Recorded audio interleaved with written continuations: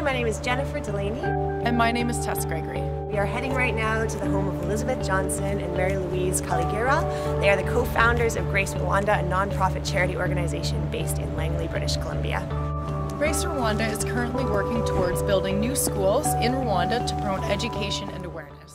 They are a vibrant organization making real change concerning education and sustainability across the globe. I'm Elizabeth Johnson, and I'm one of the co-founders of Grace Rwanda. I'm Mary Louise Kaligira, and I'm other co-founder of Grace Rwanda. Why don't you guys tell us a little bit about Grace Rwanda? So Grace Rwanda is a non-profit organization that was co-founded by myself and Mary Louise, as we said. We are now working in Rwanda, building an elementary school that has over 1,400 children. Actually, which is an elementary school that I attended myself when I was a little girl. What experience did you have propelled you to start Grace Rwanda? We started Grace Rwanda because we are genocide survivors, and we found out the genocide, the key why the genocide happened in Rwanda. It was lack of knowledge, lack of education. So we said, as we are blessed to be in a country where people they have a heart to give and help, it's better we can go back to our country and give to those kids education and prevent another genocide, which may be occur in the future. When we started the organization, we had that idea is. We are genocide survivors. We lost so many people, but we are going back to one of the communities that actually we could have so many family members, but we lost most of them. So the idea behind it was, let us take what went wrong and turn it to something good by helping those who actually may have done wrong to you. So the compassion is there and the love is there, and we know there's no way you can get that apart from doing some actions that can prove that you are doing something to the community. The big things is loving our country and forgiveness and build our native land. So that's the only experience we have. When we started, we thought, you know what, even though we don't have all those required skills that we can use to start an organization, we may have people in our circle of friends who can come and join us to do this. And actually that's how we started, just by getting friends and who can jump in and bring, who can start and help us how to incorporate an organization, for instance. And another one will come with the financial skill. Some of the people who have our business owners, they know how to start a business. So we kind of get all that into place, like just by getting people around, and we started it. And also commitment, because nothing, even though you may have skills, but you need to be committed on what you want to do. Because even though Mary Louise mentioned we had no really experience in terms of doing a charity, but we were committed that we can do it and learn as we go. Even though myself, I was actually part of the board of directors on another organization, which kind of opened up my eyes a little bit of how to do, say, the constitution, bylaws, and so forth. But as she mentioned, it's just love of the country that actually pushed us to do it. We had no specific skills to do it. It's commitment and compassion and love of our country. Yeah. What skills did you employ to use those networks and to get the resources that you guys needed to start the organization? You need, first of all, to identify those skills you are looking for.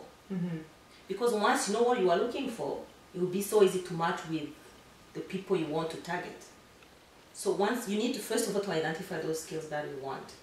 So once you have those, then you need to look within, the flood you have, who may be the match for ABCD skills you are looking for.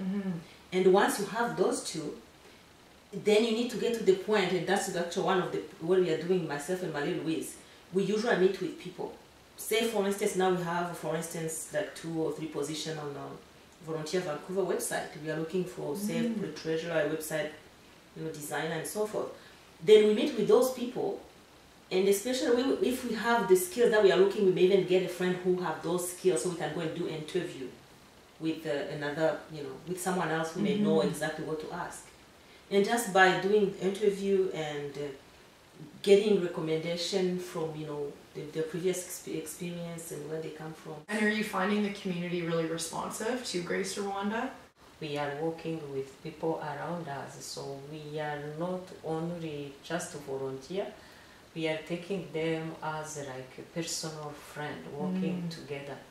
So friendship, it's not just working, we are doing things together, like not even fundraising, so we keep our relationship in daily basis. We don't meet them when it's only like Grace Rwanda staff, so we try to keep in touch as a family, like a close friendship. So that is helping too. What qualities do you bring as a leader to Grace Rwanda? Part of the leadership, quality that we are using is focusing and saying, we need to get this done and get it done. If you have that commitment that you want to get where you need to get, for sure, you succeed. And I think that's how I see that we are surviving. Because we have in our mind that we lived the situation the kids are living, some of them in Rwanda now.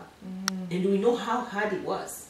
So when we try to put in their shoes, actually, it's really helping us to kind of go beyond what we are expecting to do, because we are trying to be like them. So which is like, the commitment we are getting is actually coming from the past experience we had. And what are some of the challenges that you face in your leadership role? We're still lacking, I think, the ability to reach those people there so they can come and help us. We are trying to, let them feel or embrace what we went through. Because by sharing the experience of what we went through, it's actually helping them to kind of think, oh, maybe we can make a difference. So when you get people involved, it actually works better for your benefit. Because once you tell them exactly when you make them in the position where they can feel and sense the outcome of what you are doing, it helps actually. That's such a quality of leadership, is inspiring people to work towards some common goal. Yes. And it sounds like that's exactly what you guys are doing through your networks, is really forming those personal relationships and inspiring people to work towards this common goal, which is developing educational institutions and making connections with people in Rwanda, in your home country. And how can people get involved with Grace Rwanda today? Well, yeah, we want to encourage, especially youth, yes, high school, universities, colleges, really to be part of this movement of reaching out. So this is a small opportunity. Grace Rwanda may be one of many organizations here, and we are maybe one of the smallest here in Vancouver. But we believe that if we all put the effort together, say for instance Capilano step in and say, you know what, let us do one bike day for Rwanda or something, we can really make a big difference. So we're trying really to encourage people to join and be part of this movement, otherwise there's no way you can